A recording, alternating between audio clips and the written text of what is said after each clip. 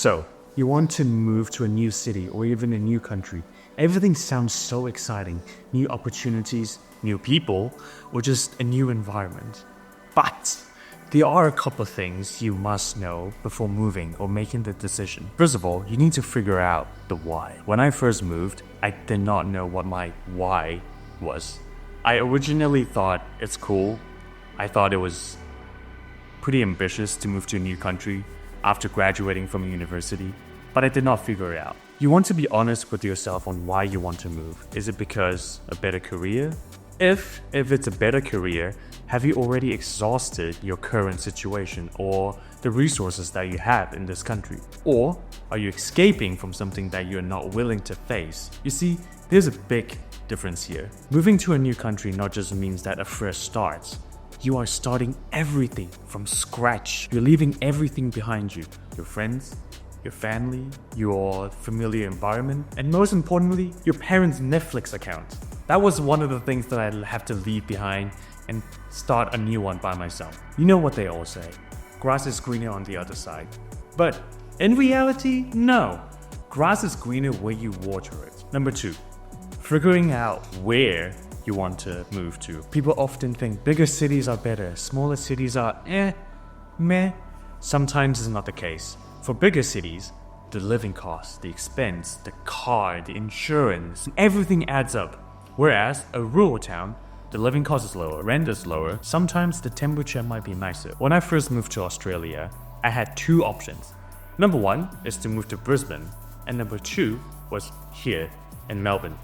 I selected Melbourne because I thought it will be cooler as in temperature compared to Brisbane. No, I was wrong. This weekend was 39 degrees on average. 39.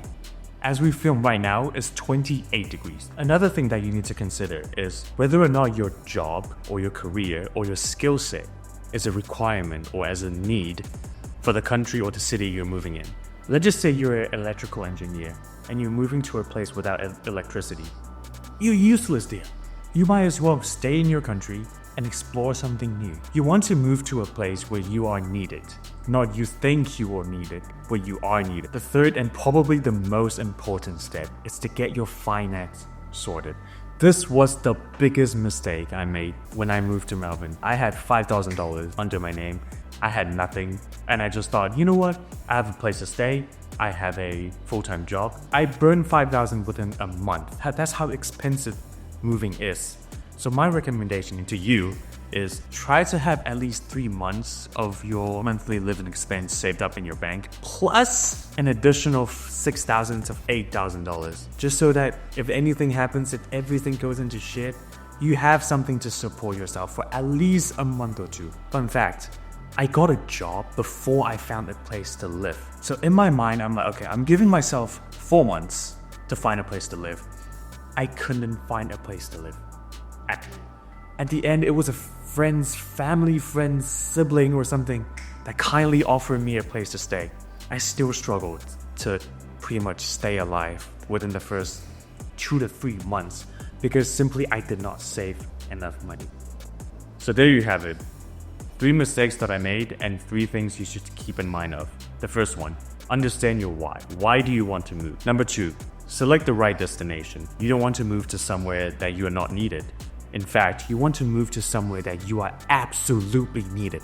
That's when you can get your finance sorted so that you don't need to worry about living or staying alive for the next 2 or 3 months. And that moved on to the last and final point. Get your finance sorted. Have 2 or 3 months of living costs saved up. On top of that, have an extra $6,000 to $8,000 just in case some bad things happen as a rainy day fund.